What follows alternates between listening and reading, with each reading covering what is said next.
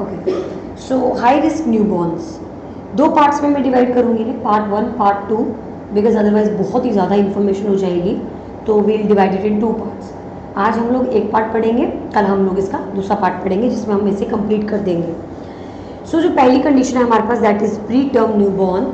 मैं आपको completely NCLEX oriented lines बता रही हूँ जिनको आपको याद रखना है, वरना डाटा तो हमारे पास बहुत सारा साउंडर्स में भी, बट हमको जो मेन चीज़ पता होनी चाहिए वो समराइज करके मैंने खुद भी एक्स्ट्रा मेंशन कर रखी है इसमें। इससे ज़्यादा आपको बाहर नहीं जाना है। ओके, बस क्वेश्चंस को सॉल्व करने की अप्रोच आनी चाहिए हमें। प्री टर्म न्यूबॉर्न सबको मालूम है, बॉर्न बिफोर 37 वीक्स। इसमें भी डिग्री है, डिग्री ऑफ प्री मेच्योरिटी, वो मैं दिखा देती हूँ आपको एक बार। You can see here degree of prematurity, late preterm 34 to 36 weeks, moderate preterm 32 to 34 gestational weeks, very preterm less than 32 weeks, and extremely preterm at or before 25 weeks। तो मेरा जो भी यहाँ टारगेट है वो है 37 हफ्ते से पहले। अब वो कितना भी हो सकता है, डजेंट मैटर, राइट। तो अब वो एक्सट्रीमली भी हो सकता है, लेट भी हो सकता है, मॉडरेट भी हो सकता है, वेरी प्रीटर्म भी हो सकता है, वो कुछ भी हो सकता है। बट मैं यहाँ पे क्या पढ़ रही हूँ कि 37 वीक से पहले का जो बच्चा है that is pre term baby. Okay, क्योंकि 37 से लेकर 40 के बीच में या 42 के अंदर अंदर for me that is term, है ना। 37 और 42 के बीच बीच में that is term, but less than 37 अब कितना, 36 भी हो सकता है, 34 भी हो सकता है, 33, 32, 25 तक मेरा प्री टर्म ही है बच्चा। Okay, alright. सो तो before born before 37 week of gestation is my preterm. अब कह रहा है कि जो बच्चा 37 हफ्ते से पहले जन्म लेता है वो एक प्रकार से हाई रिस्क है। किस चीज के लिए? कॉम्प्लिकेशंस के लिए। तो हमें कॉम्प्लिकेशंस भी बतानी चाहिए। Yes, that also we are going to discuss, but the thing is less than 37 weeks is not a normal newborn, it's a high risk newborn named as preterm newborn. Okay, perfect. क्या कारण हो सकते हैं इसके? किन किन कारणों से एक पेशेंट जो है वो, जो बेबी है वो प्री टर्म में जा सकता है? So what will be the answer? The answer will be diabetic mothers. Very very very important point, diabetic mothers. So guys, हम लोग क्या डिस्कस कर रहे हैं? हाई रिस्क न्यूबॉर्न्स, जिसमें हमने क्या बोला कि ऐसा बच्चा जो कि 37 वीक से पहले जिसने जन्म लिया है that is preterm newborn. और यही आज हमारी पहली हाई रिस्क न्यूबॉर्न की कैटेगरी है। हमने क्या कहा? कौन से ऐसे मदर्स हैं, कौन से ऐसे वूम में बच्चे हैं जो 37 वीक से पहले जन्म ले सकते हैं? नंबर 1, जो मदर्स डायबिटिक हैं, उन मदर्स के बच्चे 37 वीक से पहले डिलीवर हो सकते हैं। नंबर 2, हाइपरटेंशन डिसऑर्डर्स, जिन माँ को हाइपरटेंशन डिसऑर्डर है उनके केस में भी बच्चा पहले जन्म से पहले I mean pre term birth ले सकता है। प्लेसेंटा प्रीविया वाला बच्चा भी जन्म जो नॉर्मल ड्यूरेशन है, टर्म है, उससे वो प्री टर्म में जा सकता है। Now let's see what is placenta previa and what is abruption of placenta. I have already discussed these two conditions, but for newcomers I am going to discuss one more time, not deeply but superficially, ताकि उन्हें idea लग जाए। Okay, so if I talk about abruption of placenta and previa guys, ये दो एक ऐसी conditions होती हैं जिसके अंदर जो छोटा बच्चा होता है वो तो मदर के वूम में है, लेकिन उसकी इम्प्लांटेशन ऊपर नीचे दाएं बाएं कहीं भी हो सकती है। किसकी? प्लेसेंटा की। इसीलिए इन दोनों कंडीशन के साथ में क्या लगा है? Placenta, abruption placenta, placenta previa. So the placenta, तो प्लेसेंटा का कहीं ना कहीं यहाँ लेना देना है। और वो क्या लेना देना है कि जो प्लेसेंटा होता है अगर वो आपके बिल्कुल नॉर्मल जगह पर लगा है दैट्स फाइन, ऊपर की तरफ चिपका हुआ जहाँ नॉर्मली होना चाहिए, नॉर्मली चिपका, लेकिन डिस्कनेक्टेड है, राइट। वो उतने अच्छे से जो वेसल्स है वो उतने अच्छे से पकड़ नहीं उन्होंने जमाई हुई, उसे हम बोलते हैं अब्रप्शन। प्लेसेंटा प्रीविया में क्या होता है? वो मार्जिनल पार्शियली सर्विक्स को कवर कर रहा होता है। तो let's see have a look. D attachment of placenta, आपका प्लेसेंटा नॉर्मली बच्चे के जन्म के बाद भी अटैच होना था, लेकिन अब वो प्लेसेंटा तीसरे ट्राइमेस्टर में डीअटैच हो रहा है, वो भी जन्म से पहले, partially या completely. That is a Berkshire placenta.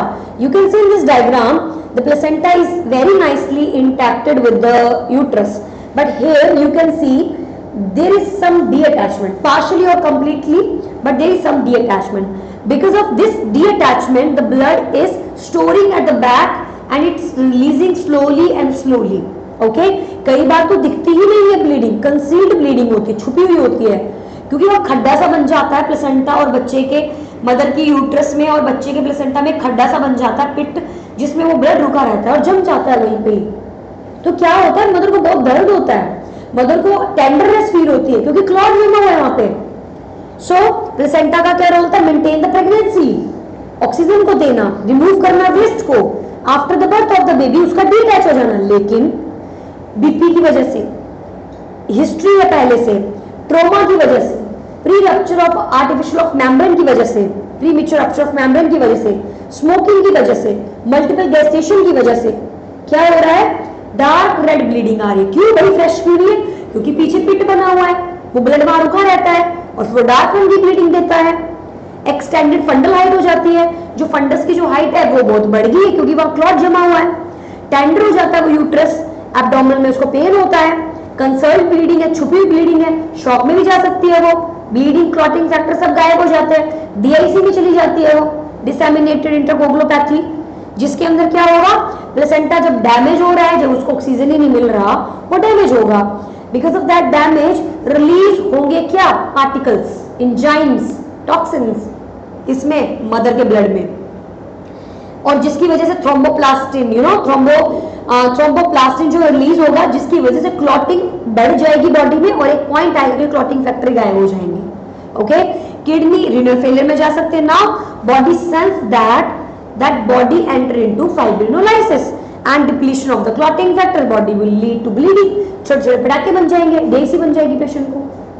तो क्या हम क्या करें, कुछ नहीं, पेशेंट के डीआईसी के सिम्टम्स जरा देखने होते हैं, प्लेटलेट का कम होना, फाइब्रोजन का कम होना, प्रोथ्रोम्बिन के लेवल का कम होना, गम में ब्लीडिंग होना, ऊजिंग हो जाना, पटाखे, ecchymosis, breakdown of blood vessel, ये सब होना। वाइटल साइन चेक करो, फंडल हाइट चेक करो, पैड का कंटेंट चेक करो, कितने पैड्स लगा रही है वो, यूज कर रही है, कितनी ब्लीडिंग है। लेफ्ट साइड पोजीशन लेने को बोलो ताकि यूट्रस का फ्लो बढ़े थोड़ा सा, सुपाइन पोजीशन नहीं लेनी है। बेबी को क्या करना है, बेबी को जितना जल्दी हो सकता है डिलीवर कीजिए, सिजेरियन सेक्शन, सीधी सी बात, डायरेक्ट सिजेरियन सेक्शन। जबकि प्लेसेंटा प्रीविया की बात करूं तो प्लेसेंटा प्रीविया में क्या हो रहा था, वो जगह कहीं और है उसकी, वो इम्प्लांटेशन जो प्लेसेंटा की है वो लो लाइन है, पार्शियल है, कंप्लीट सर्विक्स को कवर कर रही है, मार्जिनली सर्विक्स को कवर कर रही है, बट उसकी पोजीशन नीचे की तरफ है। Got my point? So abnormal attachment of the placenta in the uterus near और ओवर द सर्वाइकल ओपनिंग। अब जिसकी वजह से थोड़ी थोड़ी ब्लीडिंग निकल रही है, और रंजना थोड़ी थोड़ी ब्लीडिंग निकल रही है तो वो नेचुरल ब्लीडिंग है, और वो रुकी हुई ब्लीडिंग भी नहीं है क्योंकि प्लेसेंटा तो सर्विक्स के बिल्कुल ही नीचे चिपका हुआ है, तो ब्लीडिंग क्या करती है, कॉन्टिन्यूस। इसमें क्या बोला जाता है, रेस्ट करने को बोला जाता है। तो इन कंडीशंस की वजह से बच्चा प्रीमेच्योर हो सकता है, बिल्कुल हो सकता है। ओके, सो कारण क्या है, age, multiple pregnancy, total placenta previa, marginal भी होता है जिसमें थोड़ा नीचे होता है, और पार्शियल भी होता है। साइन एंड सिम्टम ये पेनलेस होता है क्योंकि ब्लीडिंग बस निकल रही है बाहर, मदर को कुछ दिक्कत नहीं हो रही, क्लॉट कहीं नहीं जम रहा है, तो इसमें मदर का कोई प्रॉब्लम नहीं है। मैनेजमेंट में क्या करना है, वही rest rest rest and rest, no vaginal examination, no intercourse, no abdominal manipulations, etcetera and etcetera. Let's move on.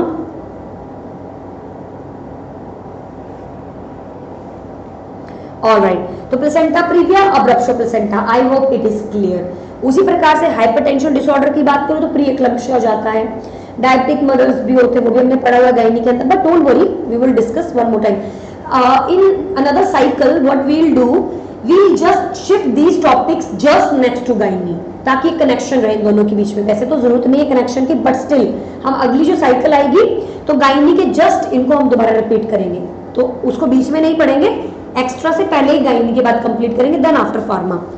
Alright, adolescent pregnancy है, smoking, intrauterine growth retardation, uterine abnormality, इन सब की वजह से गाइस प्री टर्म लेबर होती है। मैंने आज तक अपनी फैमिली मेंबर या किसी भी रिलेटिव्स में प्री टर्म नहीं देखा है, वैसे हॉस्पिटल में सुना पर नेचुरली मैंने नहीं सुना। पोस्ट टर्म बहुत कॉमन है, बहुत कॉमन है, बट प्री टर्म मैंने उतना नहीं सुना है।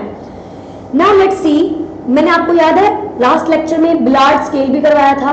मैंने कहा था ये 20 हफ्ते तक की प्रेगनेंसी के बच्चे को फाइंड आउट कर लेता है क्या स्टेटस है बच्चे का, से लेकर पोस्ट टर्म तक, राइट। तो बिलार्ड स्केल भी यहाँ पे यूज होता है। और हमारा guys in the whole examination, if we got questions related to high risk newborn and we have question related to preterm baby, the most important concern is lung maturity. Okay Ranjana, इकलौता जो मुद्दा यहाँ हमें पता होना चाहिए that is lung maturity। हमें पता होना चाहिए सर्फेक्टेंट क्या है, किसने रिलीज किया, और इसका इंसुलिन के साथ क्या लेना देना है, और ये डायबिटीज वाली लेडी के साथ क्या लेना देना है, और बच्चा हाइपोग्लाइसीमिया में कैसे जाता है, इन सब का कनेक्शन एक दूसरे के साथ। और प्री टर्म पोस्ट टर्म पढ़ने के बाद ये चीज पता होना ही मेन हमारा सक्सेस है कि हाँ अब हमारा टॉपिक क्लियर है। Okay, assessment, respiratory irregular, seesaw respiration होगा, छाती ऊपर पेट नीचे, ऐसा कुछ अजीब सा इररेगुलर सेंसेशन रेस्पिरेशन होगा बच्चे का। एपनिया, एब्सेंस होना ब्रीदिंग का, भूल ही जाता है वो, मैं सांस भी ले रहा हूँ, और लेस देन 20 सेकंड तक गायब। स्किन कैसी होगी बच्चे की, बहुत पतली। Okay, visible blood vessels, minimal subcutaneous fat, pads wrinkled, skin में अपीयर जॉन्डिस्ड। प्री टर्म बच्चा है, जन्म से पहले आ गया है, तो इसी प्रकार का दिखेगा। बॉडी टेम्परेचर बिलो नॉर्मल होगा क्योंकि फैट नहीं है बॉडी में। एक्सेस लेनोवो एनवर्निक केसियोसा, जो बहुत ही ज्यादा बाल हैं वो ज्यादा होंगे, और जो ग्रीस जैसा मटेरियल होता है वो भी ज्यादा होगा। ओके, व्हाइट सा येलोइश व्हाइट वो भी ज्यादा होगा। पोर सकिंग होगा, स्वॉलिंग रिफ्लेक्स नहीं उतना अच्छा होगा। Bowel sounds are diminished, okay, and extremities are thin, does not maintain flexion, वो फ्लेक्शन मेंटेन ही नहीं कर पाएगा। रिमेंबर बिलार्ड स्केल मैंने बताया था, उसमें फ्लेक्शन अच्छी नहीं होती है या बहुत ही ज्यादा बेकार होती है। Minimal creasing on the soles and palm, okay, जितना बड़ा बच्चा होता जाएगा उतनी ज्यादा क्रीज, उतने हाथों की रेखाएं ये सब बन जाती हैं। Testis are undescended in boys, labia are narrow in girls. तो ये सब आपको देखने को मिलेगा प्री टर्म में। Now guys, you have to write it down, okay, because these are black slides and you cannot take print out of black slides. That's why मैंने इनको आपकी PDF में ऐड नहीं किया है, आप इन्हें लिख सकते हैं एक्स्ट्रा डाटा के अंदर। okay, so now we have two type of births. We have spontaneous preterm birth और we have medically induced.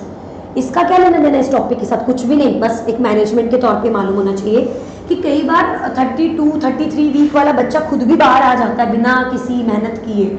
So that kind of delivery is basically spontaneous but preterm birth. Okay, तो body naturally अपना 37 week से पहले deliver कर देती है।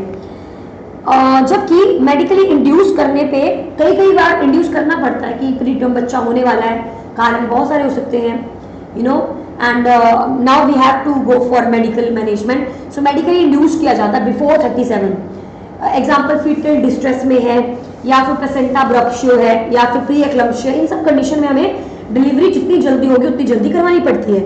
जैसे कि आपको पता होना चाहिए बच्चा डिस्ट्रेस में है, मतलब कि मदर से जो प्लेसेंटा का जो सर्कुलेशन है वो डिसकंटिन्यू हो गया है, मदर की जो कॉन्ट्रैक्शंस है वो इरेगुलर, बहुत स्ट्रॉन्ग है, बहुत हार्ड है, वो बच्चे को हार्म कर रही है, या फिर मदर ही मर चुकी है, या फिर कुछ भी, you know, any emergency thing.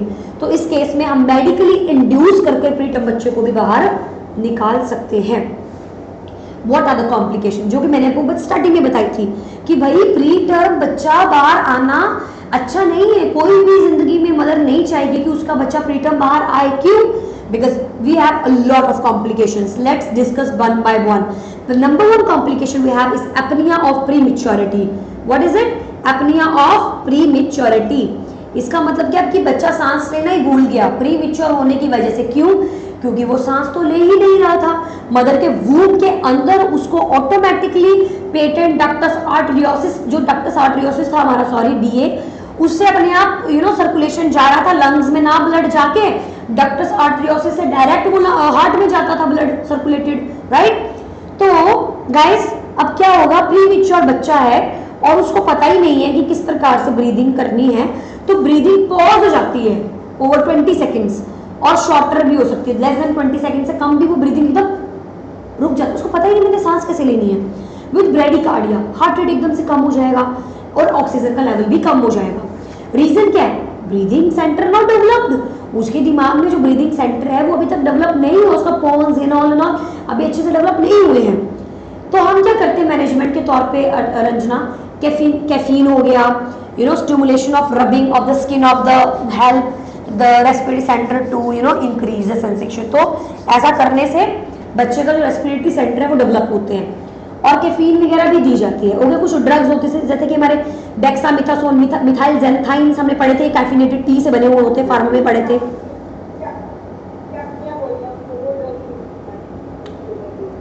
Yes, क्या बोल रहे हो?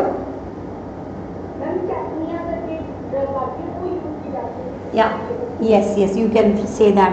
So we have different type of drugs. यहाँ पर एक सिनर्जिज्म करके नीचे आएगी, मैंने लिखी हुई है, वो ड्रग भी आते हैं, वो देते हैं हम लोग। तो ये ड्रग्स दी जाती हैं ताकि स्टिमुलेट कर सके उसके रेस्पिरेटरी सेंटर को। Okay, next we have bronchopulmonary dysplasia. Bronchopulmonary dysplasia, again I am repeating the word bronchopulmonary dysplasia. अब ये क्या चीज है guys? Lungs damage by prolonged mechanical ventilation because increased oxygen will more the infant is premature, more the risk for complications, right? उतना ही ज्यादा उसको ventilator पे डालना पड़ेगा और उतना ही ज्यादा ऑक्सीजन उसकी बॉडी के अंदर जाएगा। ये that is not good, that is not good. Why? Because baby still need oxygen more than 28 days. अगर वेंटिलेटर पे है वो बच्चा 28 दिन से ज्यादा वेंटिलेटर पे है, then oxygen will create free radicals यानी कि acids, free radicals and super oxidise and this will damage the lungs. इसीलिए प्रीमेच्योर बच्चा, प्रीटर्म बेबी को अगर वेंटिलेटर पे लंबे समय के लिए डाल रहे हैं, that oxygen is also harmful. That is basically bronchopulmonary dysplasia.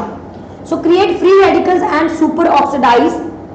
This will damage the lungs and baby lung not ready to have such high oxygen and it was just getting O2 from placenta, क्योंकि बच्चा placenta से O2 ले रहा था बेचारा, अपने आप को मैनेज कर रहा था, but because of this issue बच्चा जो है अब अपने आप को मैनेज नहीं कर पाएगा। Is that clear guys?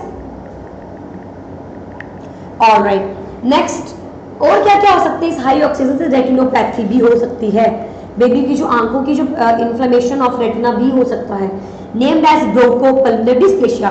तो ये कॉम्प्लिकेशन रंजना किस में देखोगे? उस बच्चे में देखोगे जो प्री टर्म बच्चा है, क्योंकि वही वेंटिलेटर पे आएगा और उसको ये कॉम्प्लिकेशन देखने को मिल सकती है। इससे पहले क्या देख सकते हो? Apnoea of prematurity. Guys remember all this points, ये आपके एनक्लेक्स ओरिएंटेड पॉइंट्स हैं जो कि पूछे जाते हैं। Next complication we have respiratory distress syndrome. इसका पूरा एक डिसऑर्डर ही हम पढ़ेंगे अभी थोड़ी देर में, but let me just give you a little summarization. So where preterm not have sufficient amount of surfactant. भाई छोटा सा बच्चा, प्रीटर्म बच्चा, उसके पास बिल्कुल भी उसके पास बिल्कुल भी सर्फेक्टेंट नहीं है, लंग्स में नहीं है सर्फेक्टेंट। तो क्या होगा? सर्फेक्टेंट नहीं है तो फ्लूइड घूमता रहेगा एल्वियोलाइज में and they keep them open. Okay, ये फ्लूइड क्या कर सकता है? सरफेस टेंशन को बढ़ा सकता है। तो इसका मतलब है कि आपको सर्फेक्टेंट का पूरा किस्सा पता होना चाहिए कि सर्फेक्टेंट चीज क्या है। सो गाइस अभी फिलहाल आपको ध्यान में रखना है कि सर्फेक्टेंट हमारी सरफेस टेंशन को डिक्रीज करता है एल्वियोलर सैक के अंदर। एल्वियोलर सैक वो बैग्स होते हैं जिसके अंदर ऑक्सीजन का एक्सचेंज हो रहा है। Okay, so the surfactant will help the alveolar sac to inflate, to swell, ताकि एक्सचेंज अच्छा हो सके, क्योंकि वहां पे फ्लूइड भी पाया जाता है कुछ मात्रा में। अगर वहां पे फ्लूइड ज्यादा हो जाएगा तो भी कोलैप्स हो सकता है, अगर फ्लूइड कम हो गया तब भी प्रॉब्लम है। तो एक रेशियो मेंटेन होती है इसकी, लेथिसिलिन एंड स्फिंक्टोमाइसिन की, दैट इज 2:1 पढ़ेंगे अभी हम। So that ratio is maintain, that's good, but premature बच्चा है, बॉडी में सर्फेक्टेंट की मात्रा बिल्कुल भी नहीं है, जिसकी वजह से वो रेशियो मेंटेन नहीं हो पाएगी एंड बेबी के जो एल्वियोलाई है वो क्या हो जाएंगे? Collapse. If air sac collapse, no oxygen can enter. Sign क्या होगा? Cyanosis, tachypnea, expiratory grunting. Okay, इसका दूसरा नाम क्या होता है? Hyaline membrane क्यों डिसीज, हाइलिन मेम्ब्रेन डिसीज। क्यों होता है इसका ये नाम? क्योंकि जब हम पैथोलॉजी में लेकर जाते हैं लैब के अंदर, जब इसकी इन्वेस्टिगेशन करते हैं तो हम देखते हैं कि प्रोटीन की ब्रेकडाउन इतनी हुई है कि वो पिंक कलर दे देती है अपना, और इस पिंक कलर का मतलब होता है हाइलन पिंक कलर में ले लेती है, हाइलन का कलर पिंक हो जाता है, इसका मतलब है रेस्पिरेटरी डिस्ट्रेस में बच्चा। इसीलिए इसका दूसरा नाम क्या डाल दिया गया है, हाइलन मेम्ब्रेन डिसीज।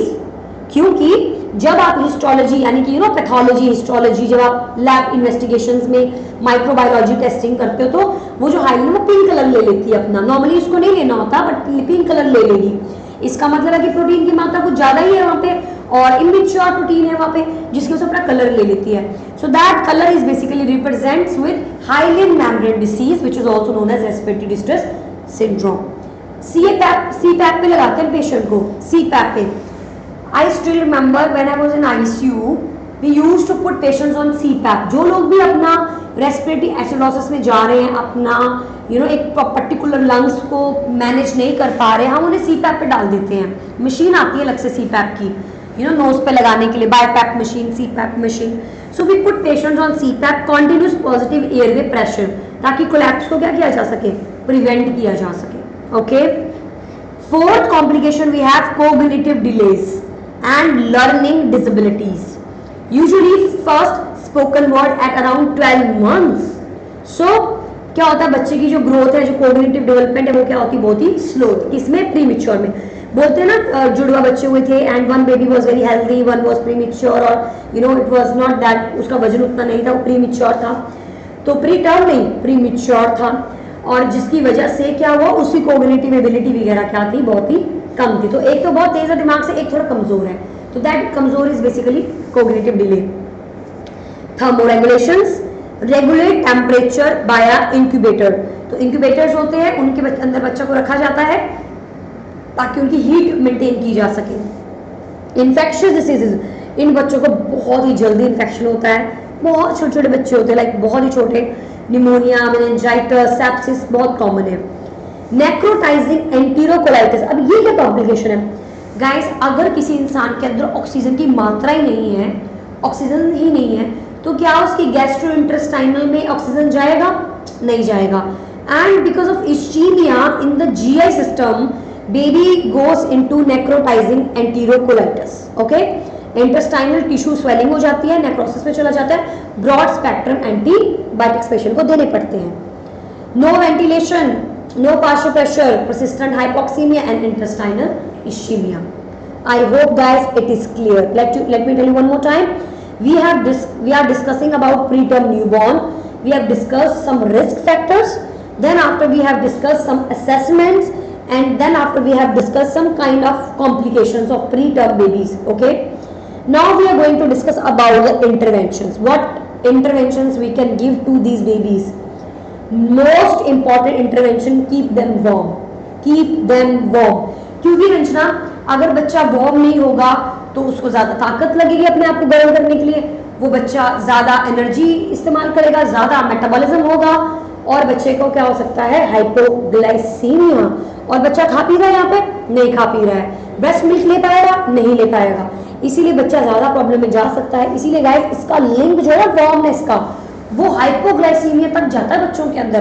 तो बच्चे को आप जितना गर्म रखेंगे, मतलब ज्यादा भी नहीं, जितना वार्म रखेंगे उतना ज्यादा बच्चे का जो ग्लूकोज मेंटेनेंस है वो अच्छा रहता है। इसीलिए हम जैसे बच्चा जन्म लेता है उसको बिल्कुल क्लोज गर्म करके रखते हैं, और वो 1-2 दिन तक तो फीड भी नहीं लेता है न्यूबॉर्न बेबी, वो इतना बॉडी उसकी गर्म होती है कि मेंटेन करता है अपने शुगर लेवल्स को। ओके, क्योंकि बच्चे के जो इंसुलिन होता है वो एक्टिव होता है, और मदर तो ग्लूकोज दे नहीं रही है अब, तो वो इंसुलिन क्या करता है बॉडी के अंदर कहीं ना कहीं अच्छा नहीं होता है, सर्फेक्टेंट को भी बनने नहीं देता है। That's why we want that normal, हमको बैलेंस चाहिए। इसके बारे में क्लैरिटी आपको आएगी धीरे धीरे। Now let's talk about management. अभी तक क्या ध्यान रखना है, keep them warm, keep them warm. Why baby can go into hypoglycaemia, because ज्यादा एनर्जी लगेगी गर्म करने में, मेटाबॉलिज्म ज्यादा मेहनत, तो भाई ग्लूकोज भी जा सकता है उसका, तो हाइपोग्लाइसीमिया में वो जा सकता है। Suctioning of mucus to maintain the open airway, oxygenation, resuscitation as needed, direct laryngoscopy, tracheal suctioning, intubation, mouth to tube resuscitation, कुछ भी कर सकते हैं। बच्चा बहुत छोटा है, हम कुछ भी कर सकते हैं। Maintaining body temperature very important, intubators, radiant warmers, anything. Observe the changes in respiratory status, stimulate if apnoea occurs. तो बच्चों को क्या करना है, रेस्पिरेटरी स्टेटस उसका जो है वो आपने ऑब्जर्व करते रहना है, कुछ बदलाव तो नहीं आ रहा है, सीसा ब्रीथिंग तो नहीं है, डायफ्रामेटिकली है ना, कहीं कुछ और तो नहीं हो रहा है, monitor the CNS changes, seizures तो नहीं आ रहे, हाइपोक्सिया से क्या आएंगे रंजना, सीजर्स, मसल टीचिंग तो नहीं हो रही, cyanosis, abnormal respiration, slow shrill cry, such kind of thing. गवाच फीडिंग, क्योंकि बच्चा मदर की सकिंग नहीं कर पाएगा तो गवाच फीडिंग हो सकती है, एनजी डली हो। अब देखो पतले दुबले बच्चों को ऐसे एनजी डाल के रखा होता है, डेली वेट मेजर करना है। और guys again I am telling you to prevent the complication of your respiratory distress syndrome and bronchopulmonary dysplasia, always maintain saturation around 90 you know. तो आपको मेंटेन करना है 85 टू 90% सैचुरेशन चलेगा, इससे ज्यादा सैचुरेशन नहीं। Yes okay, can you please write it down, what are you saying?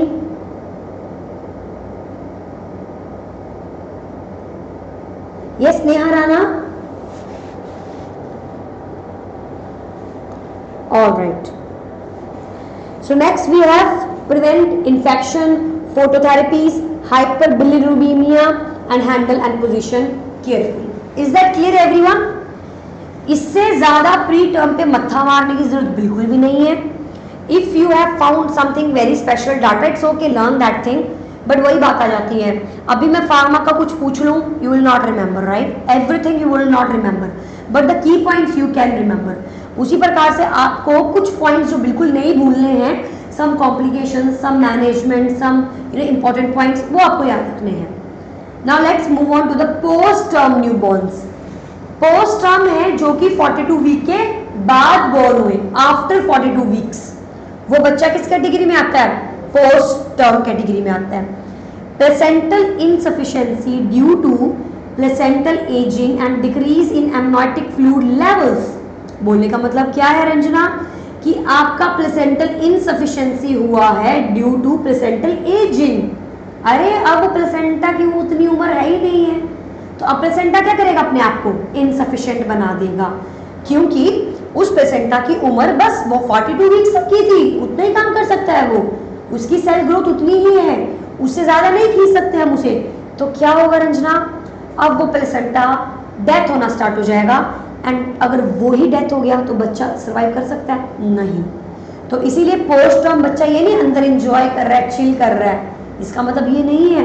Post term जो gestation होती है वो प्लेसेंटल इनसफिशिएंसी को लीड करेगी और डिक्रीज होगा एमनियोटिक फ्लूइड का लेवल भी, जिसकी वजह से आप देख सकते हैं कि बच्चा पेरीनेटल एस्फिक्सिया में जा सकता है, बच्चे को ब्रीदिंग प्रॉब्लम्स हो सकते हैं।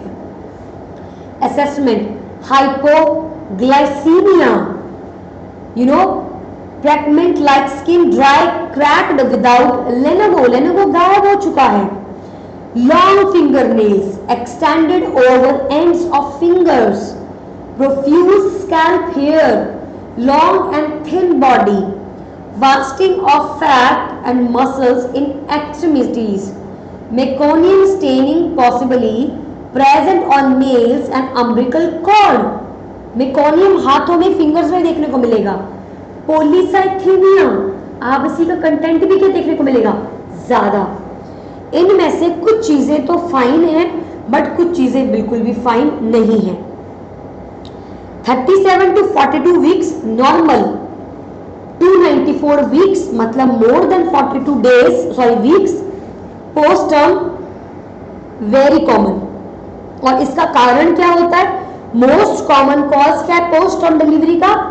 कि मदर को अपना लास्ट मेंस्ट्रुएशन साइकिल का पहला दिन याद नहीं है, इसीलिए कई बार बच्चा पोस्ट टर्म में ना होकर भी वो कंसीडर हो जाता है कि it's post term. The most common reason is inaccurate estimation of last menstruation cycle of first day. Risk क्या होंगे बच्चे के लिए? मैक्रोसोमिया, बच्चा बड़ा हो जाएगा, वूम के अंदर डेवलप लार्जर, वो अच्छे से डेवलप होगा और वो बड़ा हो जाएगा। Meconium aspirate, very very very very important point जो आपको एग्जाम में पूछा जाएगा अगर ऐसा क्वेश्चन आता है। Meconium aspiration, more than 42 weeks बच्चा शुरू के 24 घंटे के अंदर मेकोनियम पास करता है, अपना पहला स्टूल, और 42 वीक्स हो चुके हैं, अब बच्चा क्या पास कर सकता है? मेकोनियम पास कर सकता है। और जस्ट इमेजिन, बेबी उस एमनोटिक फ्लूइड को इंजेस्ट भी कर रहा है, इनगल्फ भी कर रहा है, और अब वो मेकोनियम चीज अगर उसके फेफड़ों में चली जाएगी, एक स्टूल, बेशक वो फ्रेश स्टूल है, बेशक वो it's like first stool, but still stool तो स्टूल है, फेफड़ों में जाना नॉट एक्सेप्टेबल, तो बेबी को क्या हो सकता है? इन्फेक्शन। तो मदर की क्यों है रिस्क पे पोस्ट टर्म के लिए? प्रोलॉन्ग लेबर, ओके, तो वो मेकोनियम पास कर सकती है। या फिर मदर को और किस चीज पे मदर रिस्क पे है? ऑर्गन रप्चर, क्योंकि वो इतना बड़ा बच्चा जब वो डिलीवर करेगी तो उसका पेरिनल एरिया रप्चर हो सकता है। अगर वो एब्डोमेन कट करके उसे निकाल रहे हैं यूट्रस से, तो क्या हो सकता है? ब्लीडिंग के चांसेस भी हो सकते हैं, इसीलिए मदर रिस्क पे होती है। Okay, so guys again I am telling you, post term newborn's placental insufficiency भी हो सकती है, एमनोटिक फ्लूइड का कम हो जाना, हाइपोग्लाइसीमिया, एवरीथिंग। देन नॉर्मली 294 यानी 42 वीक से ज्यादा टाइम है तो पोस्ट टर्म बच्चा है। कारण इसका इनएक्यूरेट एस्टिमेशन होता है मोस्टली।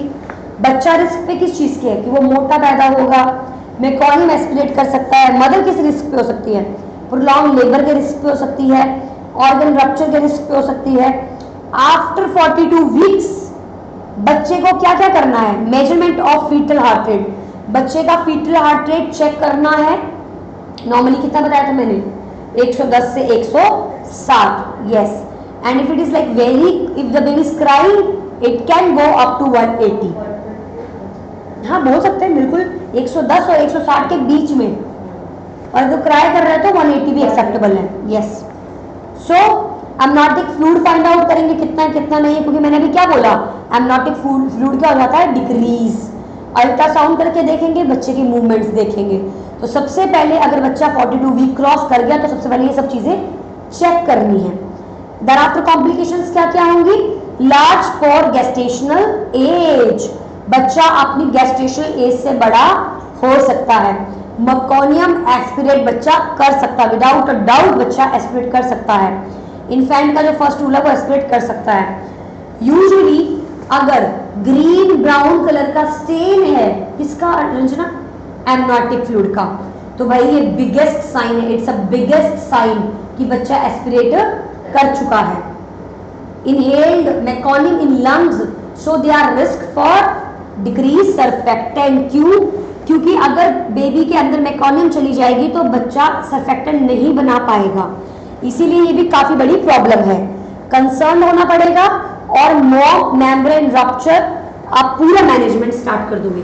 मदर के मेम्ब्रेन ऑलरेडी रप्चर हो चुके हैं, मेकोनियम का कलर ग्रीन कलर का है, big issue. Is that clear Ranjana? Perfect. Now let's see the interventions. So guys, hypoglycaemia को मैनेज करेंगे। क्यों? क्योंकि बच्चे मदर के वूम में था, उसका जो पेनक्रियास था उसने बीटा सेल्स को बहुत अच्छे से डेवलप कर लिया है। मदर बहुत सारा ग्लूकोज दे रही थी। Glucose can cross the placenta but insulin can not cross the placenta. Glucose can cross the placenta but insulin can not cross the placenta. Because of this insulin खुद ही बच्चा बनाना start कर देता है, उसके पैंक्रियाटिक सेल्स में hyperplasia हो जाता है, बच्चे का खुद इंसुलिन बनना चालू हो जाता है। बच्चा जैसे ही डिलीवर करता है डिमांड बहुत ज्यादा होती है ग्लूकोज की, इंसुलिन भी बहुत ही ज्यादा मात्रा में बनता है। इस इंसुलिन की वजह से बच्चा जब जमीन पर आया, धरती पर आया, तो उस इंसुलिन ने बचे हुए ग्लूकोज को बॉडी के सेल के अंदर डाल दिया। ब्लड में बचा ग्लूकोज? नहीं बचा, हाइपोग्लाइसीमिया। और साथ ही में पोटेशियम को भी क्या किया उसने? सेल के अंदर डाल दिया। ब्लड में बचा बच्चे के पोटेशियम? नहीं, हाइपोकैलीमिया। हाइपोग्लाइसीमिया, हाइपोकैलीमिया, ये सब आपको देखने को मिल सकता है। क्या कारण है इसके पीछे? बच्चे का hyperplasia of the beta cells of the pancreas which will increase production of insulin and insulin is not good because insulin surfactant को बनने नहीं देता है। बट अब तो बच्चा बाहर आ चुका है, तो this increase insulin will let the glucose into the cells and simultaneously it will also let the potassium to come inside the cells which will lead to hypoglycemia, hypokalemia. Is that clear? Perfect. इसीलिए we have to manage the baby for hypoglycemia. क्या glucose दोगे उसको आप? नहीं, glucose नहीं देते हैं, NG feeding देंगे, या तो उसको लैक्टोजन ब्रेस्ट मिल्क, या फिर उसको formula feeding. No glucose, glucose नहीं देते हैं। Maintain newborn temperature, yes, because अगर टेम्परेचर मेंटेन नहीं हुआ रंजना, क्या होगा? ज्यादा भागेगा, ज्यादा टेम्परेचर बनाएगा, मेटाबॉलिज्म ज्यादा होगा, ताकत ज्यादा लगाएगा और हाइपोग्लाइसीमिया में चला जाएगा। ऑलरेडी बच्चा किसमें है? हाइपोग्लाइसीमिया में, वो सीवियर हाइपोग्लाइसीमिया में जा सकता है। मॉनिटर फॉर मेकोनियम एस्पिरेशन, कैसे पता लगेगा? ग्रीन कलर का स्टेन है, अगर एमनोटिक फ्लूइड है तो पता लग जाएगा। इन केस एस्पिरेट हुआ भी है तो deep suctioning, airway obstruction, deep suctioning करो। नॉर्मली नहीं करते हम लोग, लेकिन अगर मेकोनियम एस्पिरेट हुआ है तब आपको डीप सक्शनिंग करनी पड़ती है। नाइट्रिक ऑक्साइड सर्फेक्टेंट हेल्पफुल है, क्यों? क्योंकि ये इंसुलिन बच्चे के सर्फेक्टेंट को बनने नहीं देगा, इसीलिए नाइट्रिक ऑक्साइड और सर्फेक्टेंट बच्चे को दिया जाएगा। Is that clear? Okay, so there is question in front of you, give me the answer.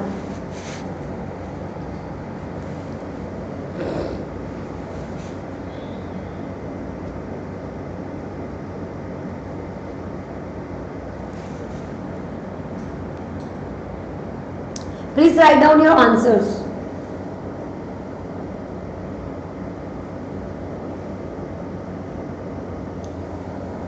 Okay, let me have a look at the chat box.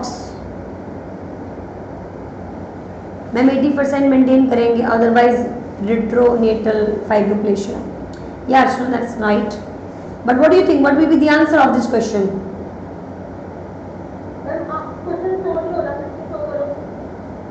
Show नहीं हो रहा था तो था क्वेश्चन।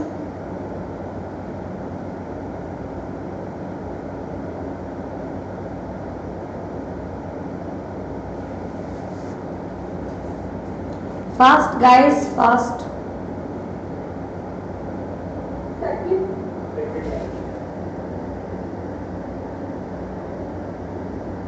और so let me tell you the correct answer.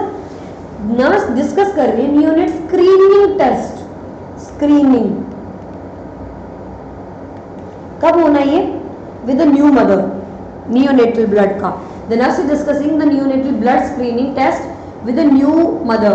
The nurse knows that the teaching was successful when the mother said that the test screen for the presence in newborn of which of the following diseases?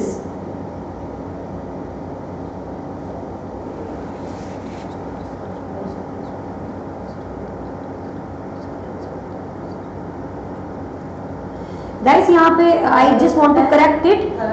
Not successful, okay? Not successful. Not successful.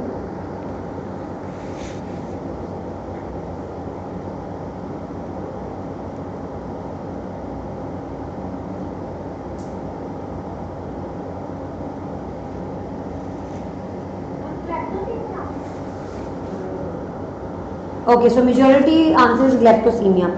So guys, thyroidism check करना, okay? Neonatal blood screening test में hypothyroidism भी, basically question जो हम बोल रहे हैं इसमें the answer will be cerebral palsy because that is not the neonatal blood screening test, okay? Cerebral palsy, this is cerebral palsy, okay? It's not the neonatal blood screening test, okay? बाकी तो आपको पता ही है sickle cell में क्या होता है, ये सब चीजें। Next, guys, I will stop the recording after few minutes. So just continue with the questions and then after we will unmute you and you can answer, you can ask me.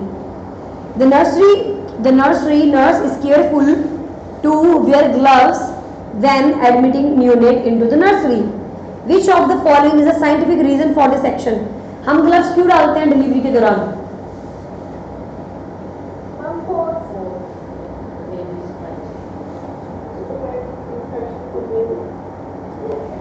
Okay, the answer is basically 2. Now the option 4 is correct. That is a correct thing to say, but it's not the reason we put gloves. That's not the reason. The reason is amniotic fluid, क्योंकि उसमें bacteria, उसमें HIV, उसमें hepatitis कुछ भी transmit कर सकता है. So the reason for wearing gloves, yes, yes, exactly, that's the correct rationale. So yeah, but the baby is high risk for infection, must be protected. That is true. ऐसा है बात, हमको protect करना है उसको इन्फेक्शन से. But the rationale for wearing gloves is not this thing. The rationale is amniotic fluid. Okay, amniotic fluid जो होता है वो harmful viruses contain करता है, इसीलिए हम ग्लव डाल रहे हैं. All right, next question. A full term newborn was just born और full term है. Yes, Ankit, do you have any questions? Okay. All right. Which nursing intervention is important for the nurse to perform first? Full term बच्चा, पूरा term. अब guard score doctors check करते हैं. Third, insert आई prophylaxis. Normally तो नहीं डालते हम लोग, डालेंगे तो लास्ट में. सबसे पहले भाई गीला ब्लैंकेट हटाओगे ना उसका. मैं इतना बोला आपको कि भाई temperature temperature temperature temperature baby temperature mention baby temperature first. Alright, next question. Ranjana, I mention this thing ना कि बच्चे का टेम्परेचर मेंटेन प्रायोरिटी, बच्चे का temperature, right? So that will be the answer. Alright, next question. To reduce the risk of hypoglycemia, a full term newborn weight is 2900 grams. What should the nurse do? क्या करना है इसको? Risk hypoglycaemia के risk में ना हो जाए वो, क्या करोगे? थर्ड, मैंने साफ साफ बोला कि बच्चे को ग्लूकोज लेवल, चलो ठीक है आपकी बात मान भी लूं, मुझे लगा आप सेकंड बोल रहे हो. फोर्थ होगा. Encourage the mother to breast feed every 4th hourly. Guys, temperature temperature temperature. बच्चा मूव करेगा, ज्यादा मेटाबॉलिज्म होगा, वो ऑलरेडी हाइपोग्लाइसीमिया में है, ज्यादा ताकत लगेगी, वो और ज्यादा हाइपोग्लाइसीमिया में जा सकता है. तो टेम्परेचर, बच्चे का टेम्परेचर. शायद अब आप लोग नहीं भूलोगे इस बात को कि बच्चे का टेम्परेचर, क्योंकि हाइपोग्लाइसीमिया में है बच्चा, जितना आप उसके टेम्परेचर को मेंटेन नहीं करोगे तो more you move, more calories you burn and more you metabolise, right? इसे बोला जाता है कोल्ड स्ट्रेस सिंड्रोम. ये जो मैं कनेक्शन बार बार निकाल रही हूं हाइपोग्लाइसीमिया का टेम्परेचर के साथ, इसे बोला जाता है cold stress syndrome.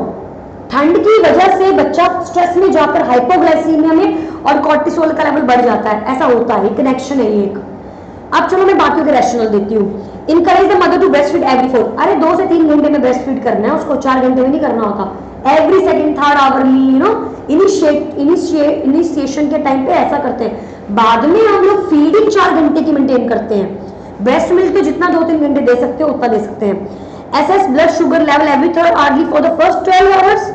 not mandatory because hypoglycemia has direct connection with hyperthermia.